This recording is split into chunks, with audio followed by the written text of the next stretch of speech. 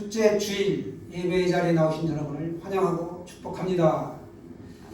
성경 66권 가운데 복음이라는 단어가 들어가는 4개의 복음서가 있습니다. 마태복음, 마가복음, 누가복음, 요한복음입니다. 특별히 이 4개의 복음서를 사복음서다라고 합니다. 이 사복음서는 예수님을 묘사하고 있는 4개의 초상화와 같은 것입니다. 그 중에서도 특별히 이 마가복음은 로마인을 대상으로 베드로의 제자였던 마가가 기록한 것이죠. 마가복음을 쓴 이유가 2가지가 있어요. 첫 번째는 예수님의 제자들이 하나 둘씩 죽어갔기 때문입니다. 제자들이 살아있는 동안에는 복음서를 기록할 필요를 느끼지 못했습니다. 예수님과 함께 있던 제자들이 살아있었고 그들을 통해서 주의 말씀을 얼마든지 들을 수가 있었고 그 행적을 알 수 있었기 때문에 그렇습니다. 그 당시에 그리스도인들은 십자가에서 죽으시고 부활하시고 승천하신 그 예수님이 오래지 않아서 곧 다시 오실 것이다 라는 것을 기대하고 있었습니다. 이 마가복음이 쓰여진 연도는 주후 65년에서 70년 사이에 쓰여져 있다라고 많은 학자들이 주장하고 있습니다. 예수님에 관한 이야기들을 쭉 한테 모은 건데 입에서 입으로 전해지는 구전 형태의 성격을 가지고 있습니다.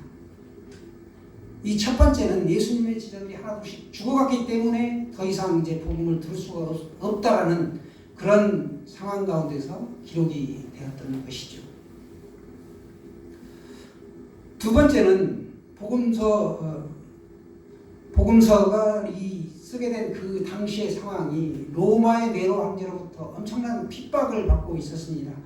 로마의 네로 황제가 로마시를 불태워버리죠. 그리고서 그 불태운 그 행위를 그리스도인들에게 덮어씌웁니다. 그래서 그리스도인들이 죄인이 되었던 것이죠.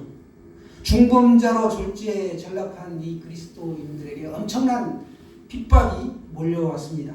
수많은 성도들이 잡혀가서 오진 고문을 당하고 죽임을 당했습니다. 그래서 살아있는 성도들은 카타콤이라는 지하 동굴 묘지로 들어가게 됐고 또 일부는 외국으로 피신을 하게 되죠. 박해를 받는 그들에게 믿음을 심어주고 끝까지 믿음의 대오에서 낙오하지 않도록 이 복음서를 기록했던 것입니다. 오늘 보시면 이 마태복음을 보시면 예수님의 족보가 쭉 나열되고 말씀이 시작되고 누가복음은 예수님의 족보가 거꾸로 거슬러 올라간단 말이죠. 그런데 이 마가복음은 바로 본론으로 들어갑니다. 1장 1절에 보시면 이 극심한 박해로 긴박한 상황 아래 성도들이 놓여 있었기 때문에 예수님의 족보를 생략한 채 바로 본론으로 들어간다. 이게 아주 중요한 사실이죠. 1장 1절에 뭐라고 말씀합니까? 하나님의 아들 예수 그리스도 복음의 시작이라 이렇게 시작합니다. 예수님이 바로 복음의 시작이라는 것이죠. 우리는 복음을 귀로 들었습니다. 복음은 사람에게 생명을 주는 소식입니다. 굶어 죽어가는 사람에게 양식을 주어 살려주는 소식이죠.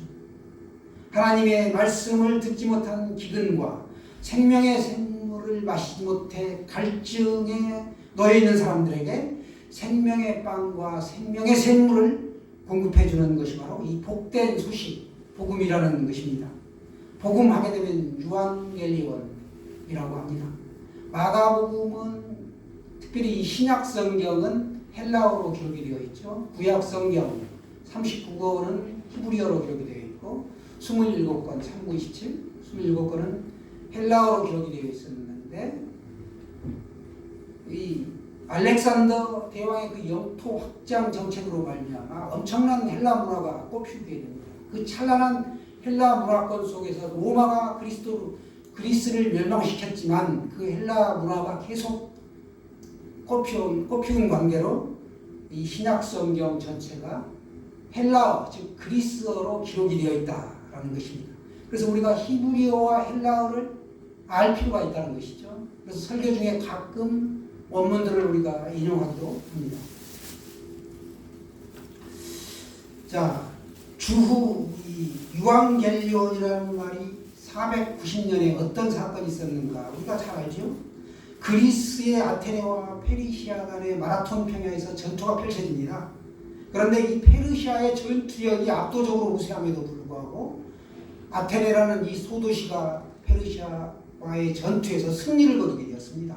사람들이 그 승리의 소식을 목베어 기다리는 찰나에 한 병사가 그 승리의 기쁜 소식을 전합니다. 우리가 승리하였다. 그 승리의 소식을 전하고 바로 그 자리에 쓰러져 죽지요. 이게 바로 유앙겔리온이라는 것입니다.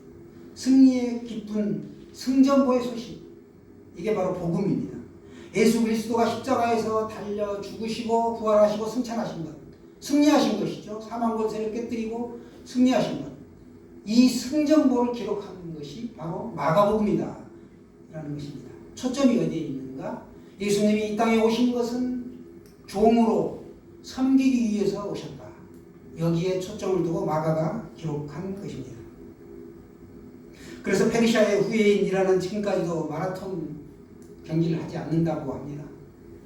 그때 그 달렸던 거리가 40km인데 1906년에 영국 런던 올림픽에서 여왕이 기거하는 궁이 윈저궁이죠.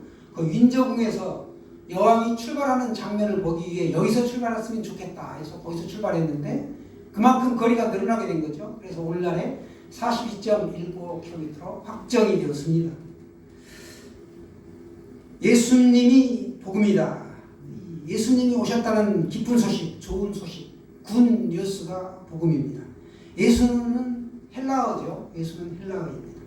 사적 명칭, 사적인 이름입니다. 히브리어로는 여호수아, 호세와 또 에수아 같은 형태의 이름인데 여호와가 구원이시다. 즉 구세주다라는 뜻이 있고 예수는 자기 백성을 그들의 죄에서 구원할 자이다. 이런 뜻을 가지고 있습니다. 그리스도는 예수님의 공식 명칭입니다. 기름 부음을 받은 자라는 뜻을 가지고 있죠. 구약 시대에 기름 부음을 받는 직분이 선지자, 제사장, 왕 이렇게 세 직분이 있었습니다.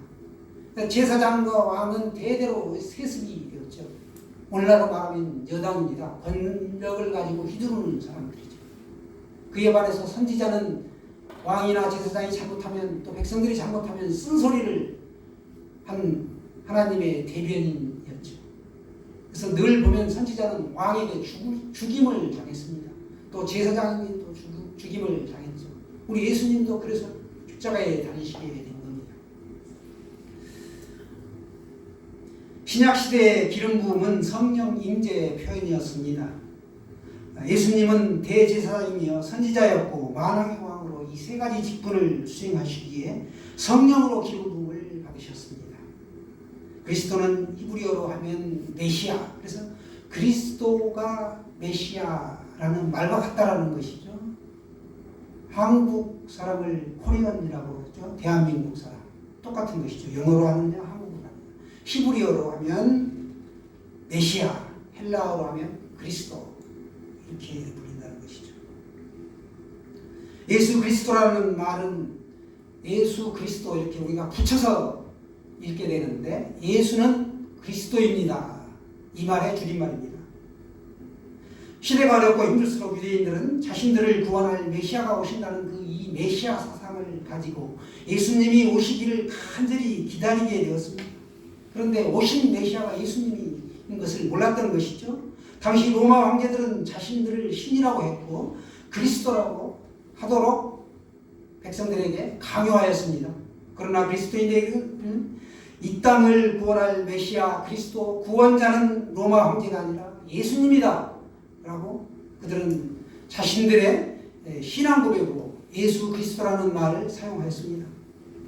바울도 특별히 주 예수 그리스도라고 하여 오직 한 분 예수님이라고 증거를 했던 것입니다. 사랑하는 여러분, 예수님만이 이 땅을 구원하고 우리를 구원할 구원자 그리스도가 되십니다. 예수님만이 하나님께로 갈 수 있는 유일한 길이요 진리요 생명이라는 것이죠. 누구든지 그분을 믿어야 죄와 사망에서 건짐받고 구원받을 수 있습니다. 오직 예수 그리스도만이 하실 수 있다는 것이죠. 오늘 본문에서는 예수 그리스도가 하나님의 아들이시다 이렇게 말씀하십니다. 하나님이 아들을 보내어서 우리에게 생명의 빵과 샘물을 허락하셨다라는 것입니다. 즉 우리에게 주어진 복음은 하나님이 계획하시고 아들이신 예수님을 통해 완성되었습니다. 예수님은 삼위중 제2가 되십니다. 삼위일체 아시죠? 성부, 성자, 성령. 하나님의 아들도 하나님이시다. 사람의 아들도 사람이고 개의 이세도 개가 된다. 예수님의 탄생은 초자연적인 사건입니다. 우리들처럼 이 땅에 육신을 입고 33년 반을 사시다가 가셨는데 그분은 우리와 똑같이 먹고 자고 생활하셨던 분이고 겉으로 볼 때는 여러 사람과 다름이 없었던 것입니다. 그러나 그분이 실상은 하나님의 아들이셨다라고 고백한 것이 마가가 본 예수님의 본질이었습니다. 마가는 예수님이 인간이 아니라 하나님의 아들이라는 사실을 자신의 복음서에서 누차 계속해서 강조하고 있습니다. 병을 고치는 기적이나 각종 이적을 행할 때마다 마가는 그분이 하나님이셨기에 이런 일이 가능했다라고 증거하고 있습니다. 복음의 핵심은 우리 구주 예수님이라는 것입니다. 예수님이 바로 복음이다. 이게 우리의 믿음인 줄로 믿습니다. 예수님이 제외된다면 어떤 소식이든지 그것은 잠시 잠깐 즐거움일 뿐입니다. 예수님이 중심이 된 소식은 영원한 기쁨이다. 즐거운 소식이다. 라는 사실을 기억하시기 바랍니다. 하나님은 그 소식을 전달할 사람들을 보내셨습니다. 하나님은 예수님 이전에 길을 준비할 사람을 보내신 것이죠. 먼저 이사야 선지자를 통하여 사람을 보낸다는 예고를 하셨습니다. 예수님이 오시기 전에 이사야의 예언이 이루어졌습니다. 예수님이 오셔서 복음이 시작된다는 징조가 있었는데 하나님이 이사야를 통해 예고하신 내용이 오늘 본문 3절의 말씀입니다. 외치는 자의 소리여 이르되 너희는 광야에서 여호와의 길을 예비하라. 사막에서 우리 하나님의 도를 평탄하게 하라. 이렇게 하나님이 우리의 구원을 위해 여러 단계로 계획하셨다라는 것을 알 수 있습니다. 과거에는 예언자들을 보내셨고 마지막에는 예수님을 보내신 것입니다. 히브리서 1장에도 보시면 옛적의 선지자들을 통하여 여러 부분과 여러 모양으로 우리 조상들에게 말씀하신 하나님이 이 모든 날 마지막에는 아들을 통하여 우리에게 말씀하셨으니 이렇게 말씀하십니다. 예수님이 오시기 직전에 세례 요한이 왔습니다. 세례 요한이 와서 회개의 세례를 전파하였습니다. 회개에 합당한 열매를 맺어 이 독사의 자식들아 이렇게 외쳤던 것이죠. 사람이 듣고 요한에게 우리가 무엇을 하면 되겠습니까? 라고 묻죠. 사람들이 요한 앞에 와서 자기의 죄를 자복합니다. 요한의 외침에 마음이 찔리고 그동안 지은 죄가 생각나 스스로 자신이 죄인이라고 인정하였던 것입니다. 그리고 사람들이 요단강에서 요한이 주는 세례를 받았습니다. 요한은 이 땅에 세례를 주기 위해 온 것입니다. 요한의 세례는 예수님의 세례를 준비시키는 것이었습니다. 하나님이 요한의 세례를 준비시켰고 그 세례를 아들인 예수님이 완성시키셨다라는 사실입니다. 요한의 물세례는 정결 예식의 표시였고 일시적이고 한정적인 것이었다. 외적인 것이었다라는 것입니다. 반면에 예수님이 베푸시는 세례는 성령 세례였고 영원한 변화를 의미합니다. 예수님의 은혜의 친밀함 속으로 들어가는 것을 말씀합니다. 세례 요한은 말하죠. 자기 뒤에 예수님이 오신다는 사실을 분명하게 증거했습니다. 내 뒤에 오실 이가 있다. 그분 나보다 능력이 많으신 이고 내 뒤에 오실 그분은 뛰어난 분이다. 라고 세례 요한은 증거했습니다. 세례 요한의 이러한 외침도 하나님의 계획이었고 완성입니다. 하나님은 구주 예수님을 보내시려고 세례 요한을 이 땅에 먼저 보내셨습니다. 요한은 자기를 철저하게 낮춥니다. 뭐라고 말씀합니까? 나는 굽혀 그의 신발끈을 풀기도 감당하지 못합니다. 이렇게 말합니다.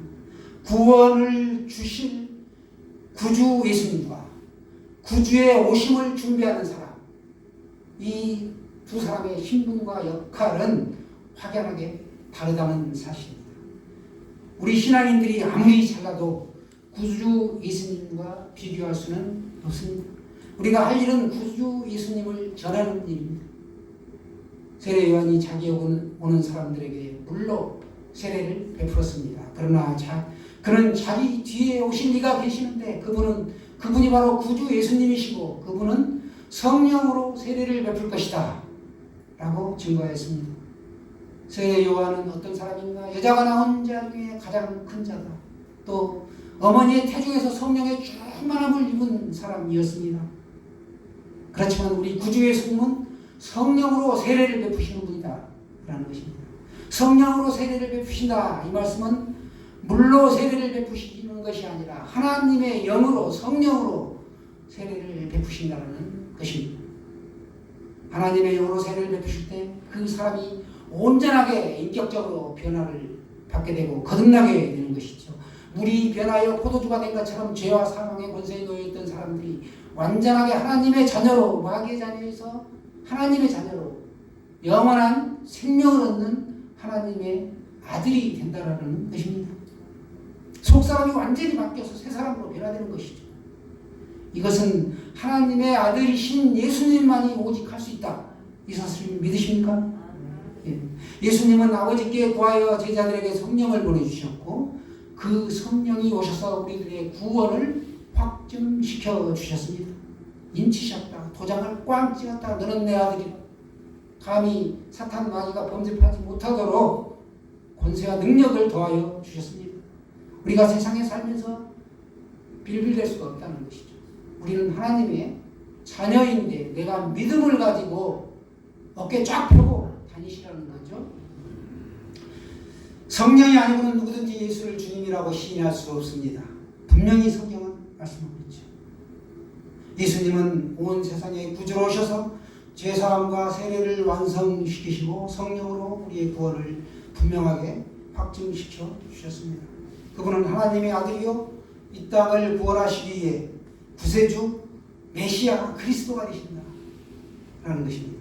예수님은 평화의 왕으로 이 땅에 오셨습니다. 주 안에서 사랑하는 여러분, 우리의 구원은 하나님의 아들 예수 그리스도를 믿고 영접하는 데서부터 시작이 되는 것이죠.